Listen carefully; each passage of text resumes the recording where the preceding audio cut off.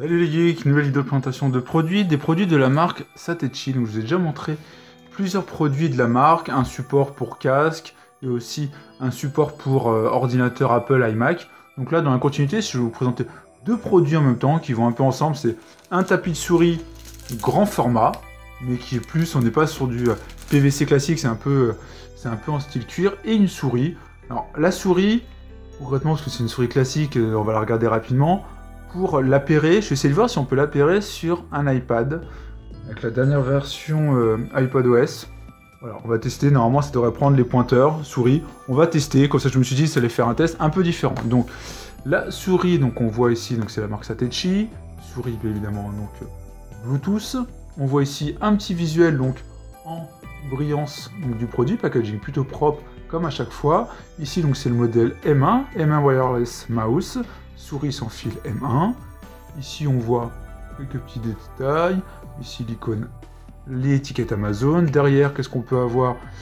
Donc ils nous mettent que c'est une souris Bluetooth, bien évidemment, rechargeable avec une batterie, un câble USB donc pour recharger inclus, et une construction en aluminium, donc qui donne l'impression que ce sera un produit à nouveau de qualité en termes de construction.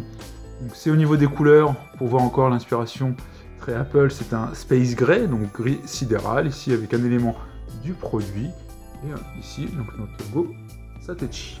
Et après on a notre grand tapis de souris, qui mettent, donc on voit le logo, on voit ici un petit visuel de mise en situation avec un iMac. Donc c'est une version ici Blue, donc avec les dimensions donc en pouces. Donc une version Blue, donc version un peu, on peut voir ici, on verra plus en détail, bleu foncé. Donc là on voit donc le modèle. Et voilà, en soi il n'y a rien d'autre. Ce qu'on va faire, c'est qu'on va l'ouvrir. Le plus simple, c'est qu'on va ouvrir cet élément là. C'est mis dans une espèce de pochette, une grande pochette carton. On dirait limite de transport, parce que vous pouvez voir ici, une sorte de poignée. Alors, je sais pas pourquoi ils ont mis ça. Parce que normalement, je pense pas qu'on va se balader avec son tapis. Hein. En tout cas, bien protégé. On se retrouve encore avec un plastique. Et voilà, donc on est sur un élément vraiment, donc bien évidemment souple. De côté, on a la couleur. On est sur un élément cuir, alors je sais pas si c'est véritablement du cuir, mais imitation en tout cas, donc, et avec ici embossé le logo Satechi, plus un effet ici avec des surpiqûres, donc bleu ton sur ton. Voilà pour notre tapis. Je trouve qu'il y a vraiment du plus bel effet hein, sur un bureau, ça fera vraiment sympa je trouve. C'est vraiment différent des éléments un peu PVC qu'on a l'habitude de voir. Maintenant on va prendre notre souris. On va faire notre unboxing aussi. Ça sera une vidéo rapide, hein, je pense. Hein. Vraiment, c'est l'idée, c'est de vous montrer un tapis de souris et une souris. Et on va pas rester, je pense, des heures sur le sujet. Mais on est quand même sur quelque chose de qualitatif, parce que je trouve la marque qui fait des produits quand même assez quali. Donc on a ici une petite notice donc, qui va expliquer donc le contenu, la partie appairage, donc appairage du produit. Je regarde. Alors, on a en français, donc on a aussi en français comme à chaque fois. Donc là en soi il nous indique pour appairer c'est activer le Bluetooth et après on devrait trouver la Satechi M1 Mouse. Donc, sur ordinateur Windows en soi il n'y aura pas de problème. C'est pour ça que je vous dis je vais faire seulement un test rapide sur un iPad pour voir si ça fonctionne. Ici on voit les fonctions classiques, hein. On a nos boutons de gauche, de droite, indicateur LED, la molette. Voilà. Rien de bien spécifique. Emballage avec notre câble USB type C. Alors c'est plutôt assez rare et donc plutôt bien d'être passé à l'USB type C. Et notre souris donc en aluminium. Alors effectivement, c'est vraiment... Je sais pas si ça va s'entendre, mais on est vraiment sur l'aluminium. On a nos deux boutons classiques, une molette aussi qui doit être je pense en aluminium vu qu'ils le mettent en avant sur l'aluminium. En dessous on a notre logo Satechi, ici la partie appairing, on-off. Voilà, on l'allume. La partie classique, elle doit se mettre en appairing. Donc on est plutôt sur une souris qui est plutôt simple à prendre en main en termes de taille, je trouve. Voilà, c'est quelque chose, moi j'ai des grandes mains. Voilà, on est plutôt sur quelque chose de qualitatif, en tout cas en termes de qualité de fabrication. Ce qui me surprend pas, parce que depuis que je teste leurs produits, Satechi, on a une molette, voilà, bien métal. Donc maintenant on va se mettre sur un iPad Pro, et l'idée c'est de voir, concrètement, alors aucune idée si ça va fonctionner. Donc j'ai vu qu'il y avait cette fonctionnalité là, mais on va tester. Tester, voir le Bluetooth.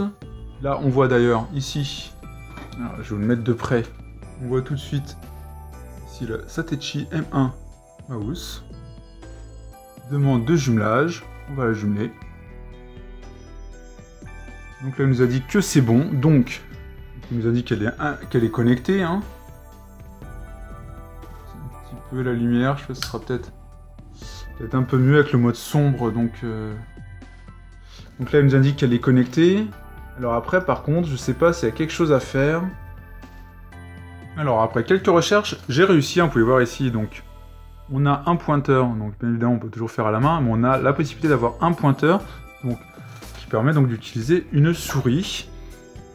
Et concrètement, donc j'ai cherché, c'est une fois qu'on a connecté notre souris, donc en Bluetooth, vous avez vu tout à l'heure, donc j'ai été dans Bluetooth, j'ai connecté ma Satechi M1 mouse, et après donc il faut aller en soi dans accessibilité, il faut faire toucher, assistive touch, et là on l'active, et après donc on a notre pointeur, et donc là maintenant on peut utiliser donc le pointeur de la souris et aller dans les applications, etc. Donc après ça simule donc des éléments, donc ça crée un petit élément ici. Voilà, on peut faire personnaliser, mettre Siri, donc les clics droits permet en soi d'activer ce mode là, donc ce qui est plutôt pratique. Voilà, on peut faire tourner l'écran, on peut vraiment faire plein d'éléments à partir d'ici. Donc là, on fait l'accueil, hop, on retourne à l'accueil. Si on veut aller sur Netflix, on peut aller sur Netflix, hop, pas de problème. Tout fonctionne, bon voilà.